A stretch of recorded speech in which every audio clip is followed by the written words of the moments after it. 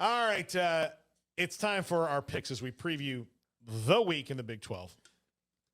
And let's see. We start with the early games, and then we move in succession that way. Fine by me. Okay.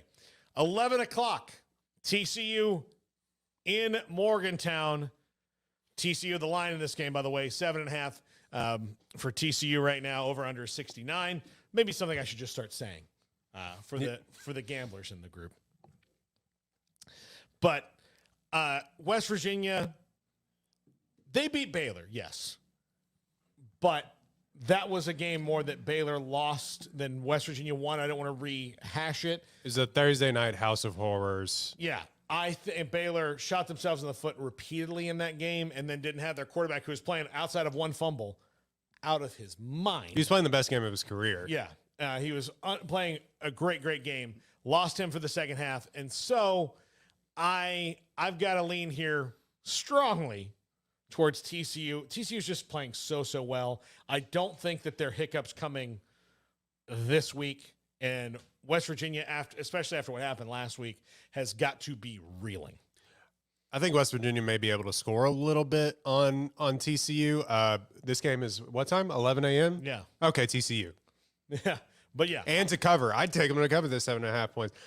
I think, yeah. Sorry, West Virginia. It's after the Baylor game, it may be all downhill from here. Yeah. It may be a landslide from here on out. I got TCU to cover and maybe even shatter that over-under. But yeah, I mean, not a night game in Morgantown. Things might go well for TCU. All right. What I think will be the most difficult game to pick in this, and I thought about it and thought about it. Oklahoma at Iowa State. We differ. Jack Tri Stadium. Oklahoma's a 1.5 favorite on the road. 1.5 over under. This one is 55.5. We differ on this pick. I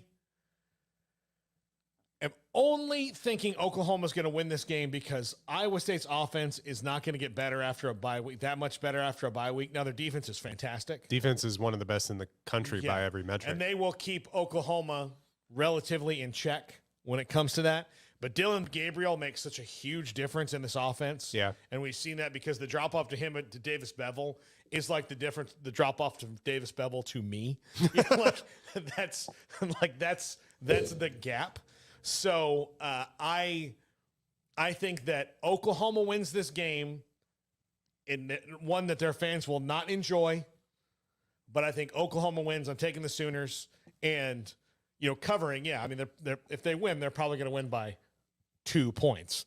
But I got to go with the Children of the Corn. Okay. Iowa State. Yeah, I think this is how they kind of, like I said earlier in the show, their achievement for the rest of the season is to unleash hell from the gladiator, if you will. And this makes Oklahoma really have to reevaluate everything they're doing. Not that they're already doing that, but 4-4 with 4 games left for Oklahoma is the absolute opposite of where they thought they were going to be. Well, yeah, I mean, in what all of their fan base thought or lied and said that they would be. But I think that Iowa State, coming off a bye week, that defense, like we've said all year, it has caused havoc and it is really, really, really good. But not for nothing, even though Hunter Deckers turns the ball over a ton and in inopportune spots, it seems like in the red zone, he still can sling the pill a little bit, and they still have, if not the best receiver, one of the best receivers in the country. So, outside of that bonehead play against Texas, I think we've all kind of forgotten that Oklahoma their defense is still not really good. Bad. Yeah. Still not good. Their defense is bad. Iowa State's offense is bad. Something's got to break here. But at this point, it's almost like four people going up against Oklahoma.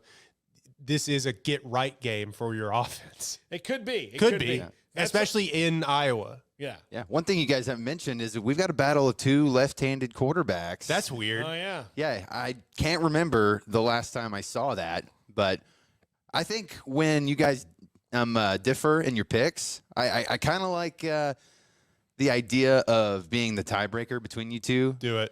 And I'm going to go with you, Royden. I think Iowa State, this is like they have to win this game in order to be, feeling like they're going to be playing for any pride or a bowl. or a bowl. Yeah. And I think their strengths are good enough to overcome Oklahoma's strengths. Oklahoma's only strength is Dylan Gabriel and this high-powered offense, but I think Iowa State's defense is good enough to hold them off. Well, and look, they have Oklahoma, and then they have West Virginia, so those are two of the more winnable games. But then they have to go to Oklahoma State. They host Tech, which I don't know what's Who knows? I don't know what that's going to be, and then at TCU to end the year, when TCU could be like that would be ultimate spoiler, but they could be trying to solidify their Big 12 and national future. Going for broke. Yeah, absolutely. All right. This game is going to be interesting because we don't know how healthy Kansas State will be. Mm-hmm. But Oklahoma State on the road in Manhattan, Kansas State, a 1.5 favorite here. That's surprising, and that may be because both teams have all the injuries in the world. Both these teams are really banged up. The over-under is at 56.5. Which is probably about right. I think that's probably about what this game will be, given all the injuries each of these teams have on both sides of the ball. So it looks like Vegas leaning with the home team here. One of Oklahoma State's best. I don't know if you saw that last interception by Oklahoma State on Ewers. It looked like his knee bent in half. Like, not to get graphic, but I think he's one of their best safeties is out. So too. Jason Taylor? I believe. No, he's fine. What? Yeah. Okay, I hadn't paid attention. Decision. No, we had Robert Allen on the show today. It looked like he folded like a lawn chair. Yeah. That was insane. Yeah, sometimes things just hurt. So I don't know if he's out this week or not, but he's not. It's not a torn anything. Okay. Sanders still, obviously, I mean, he was kind of running around a little bit last game, not at 100%. The only reason I think if I have a pulse on why you're taking them as well, we don't know what the deal is with Adrian Martinez. Yeah, and Will Howard. And so if they don't have their quarterback, like Yeah. If both their quarterbacks are banged up, I'm going to lead to the guy who's also a little banged up in Spencer Sanders, but I'm leaning to Spencer Sanders in this one. That's why I'm picking Oklahoma State.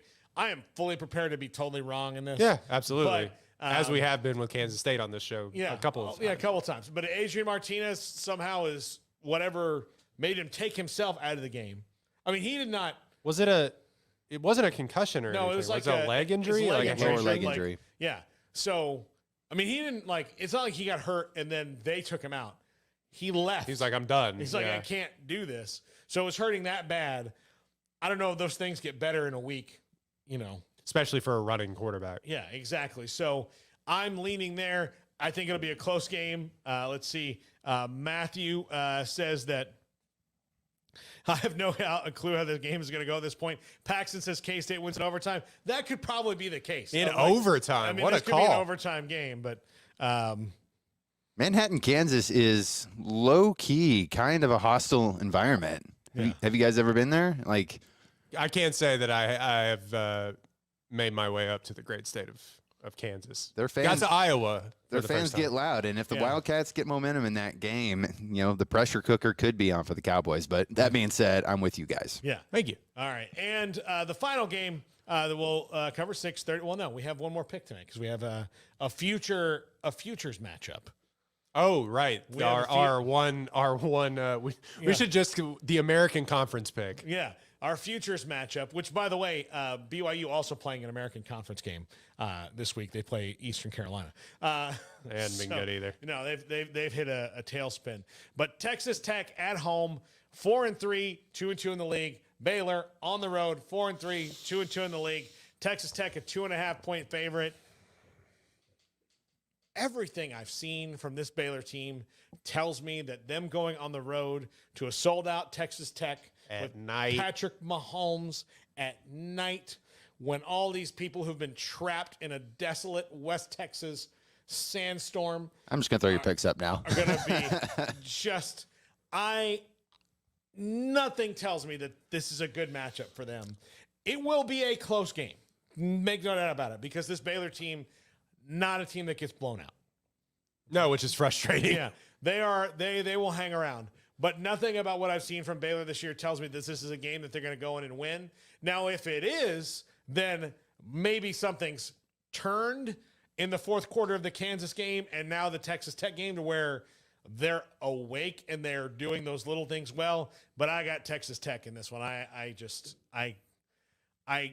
cannot wrap my head around Baylor winning this game. It's funny because, I've seen the tweets. We see your tweets, guys. I've seen the tweets of, Baylor hadn't won in Lubbock in 30 some odd years. Well, like for a decade, this was played, or not a decade, for like 5-6 years, it was played in Dallas, and they won a few of those games. But there's a reason that when they called Ian McCaw, the AD at the time, and he said, "Do you not want to go to Lubbock and play this game at the Cotton Bowl and at Jerry World?" He was like, "Yes. Absolutely, I do." We'll make this as much of a neutral site game as humanly possible, even though it's probably a home game for Baylor. But those games, Texas Tech, they traveled deep. They were at those games a lot. All that being said, Baylor still can't defend the pass. Am I not the only one that have seen that? They did a good job of it against Jason Bean, who has done a good job filling in, but he's not. I said last week, I think he played the best game of his life in that fourth quarter against TCU, and it's been diminishing returns for Jason Bean ever since. But he still was able to make some big throws late in the game versus Baylor, and we've seen that.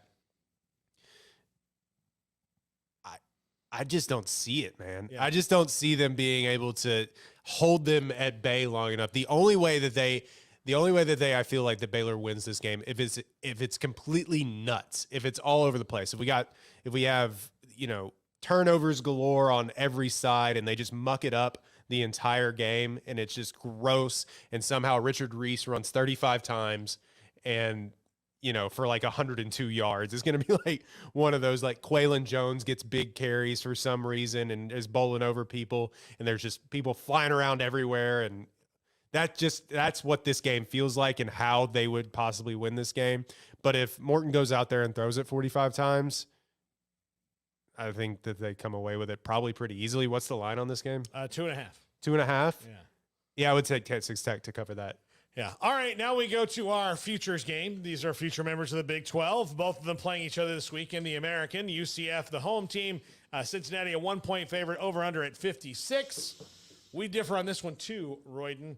I am taking the home team and John Rice Plumlee and Gus Malzahn. I'm on the Gus bus this week. I think UCF gets it done. Hop on the Gus bus. I think that it will be, again, a very close game, but I think John Rice Plumlee makes enough plays athletically. And while Cincinnati, super well coached and super good, I'm taking the Knights. Since he didn't look good against SMU, but you know who looked worse in their last game? UCF. They lost by like 30 to East Carolina, didn't they? I don't think it was by that much, but they did lose East Carolina, and they have also lost to a pretty pitiful Louisville team as well. Yeah. Let me look at that game. They lost 34-13 last week. Yeah. Okay. So they lost by 21. That's worse. That's much worse. On the road in East Carolina is a terrible place to play. East Carolina doesn't get enough credit for how good they are at home. Almost beat NC State this year. That was a fun game. That was a fun game to watch. But by 21, I'm going to take the team. I'm going to take the team with the guy who I think is the better coach. I mean, Gus Malzahn, say what you will about it, but I'm going to take that team. I like Plumlee from what I've seen him do this year, but both these quarterbacks statistically are pretty equal. I don't know. Yeah, it is a coin flip. That's why it's only a 1.5 point. 1 point. 1 point. 1 point. I don't know. So yeah, I'll take Cincinnati. I think they continue rolling here, and after what was a down game against SMU. And sorry to my UCF friends who I have a few of. Not this week. Listen, you're talking to a guy who's bred in Florida, not born there, but I grew up in Florida. Cut your teeth, Florida man. Cut my teeth. I'm a Florida man. Yeah. You have a pet gator? No, absolutely not. Don't disgust me. No, I'm very impressed with the rise of UCF from what was a total commuter school to being just a relevant football team. And very well deserving of being a P5 team.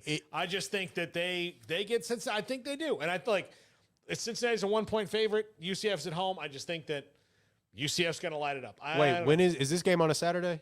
or is it like American has started taking over the midweek games? They're like really. It's at 2:30 on Saturday. 2:30 on Saturday. Yeah. Oh. How are the fans there? Have you been to a UCF game, Paul? No, come on. When I was living there, I was a winner. Hey. I didn't have time. Yeah, no. I have not been. I was but no, drunk. I know the stadium is just always packed. I kid UCF. But They had the most. I think they had the largest student body in the entire country. yeah, it's a really cool new stadium. Everybody comes out for it. They've got a great home crowd. So yeah, it's good. Yeah, no, I never went to see a UCF home game, and I never went to see a USF home game. And I lived in Tampa for 2 years, and I was invited quite frequently. And I said, no, I like real football. And then when I moved here, USF beat Florida State in Tallahassee, and it was the lowest point of my life. Like that real hard-nosed football that they play. They put up a sign at 275 and I-4, which they used to call Malfunction Junction, but they fixed it. But they put up a sign there, this big intersection of two highways, that was like, welcome to the big three, and then crossed out 3 and put 4 because they beat Florida State. And it was like the first time ever that the 3 fan bases of Miami, Florida, and Florida State have been completely united. Have been like, oh, really? How many Heisman Trophy winners do you have and national championships and first-round draft picks? The Yankees 27 rings argument. Well, it's like, yeah, but I mean, like, it was, look, between, let's see, you're talking like 7 Heisman Trophy winners, 8 national champions, 12 national championships. Doesn't matter, still won. You won 1 game in Tallahassee. Doesn't matter, still won, Paul. Exactly. There's only one Blake Bortles in this world, all right? Well, that was USF did that, not UCF. UCF claimed a national title a couple years ago. That's what Was that Yeah. was that the year when that Scott Frost was there and they left him in Nebraska. was that the year that USF and Rutgers played in like a top 10 matchup? No, it was. Do you remember when that happened? I got reminded of that. It was in Piscataway in New Jersey, and Rutgers won. Yeah. Yeah, I remember that game vividly. It was a primetime matchup. This is completely off the rails here, but there was a primetime matchup between Rutgers and USF, and I just remembered like that USF game. They went like 11-2. Yeah. Or something. Yeah. So yeah. By the way, Barry Moore says good morning from Australia. So again, there we go. Hello, what's it like in the Barry. future? All right, that's going to do it for us. I'm Paul Catalina. He's Roy Ogletree. That's Jacob Wilson. We're back again, same big 1-2 time, same big 1-2 channel next week. And I will taunt Royden about not picking my UCF Knights. Your UCF Knights. They are for this week. They wouldn't even claim you. No, they absolutely would not. This is the big 1-2 on 365 Sports. If you have not, please like and subscribe. Have a great week, everybody. Good night, Florida.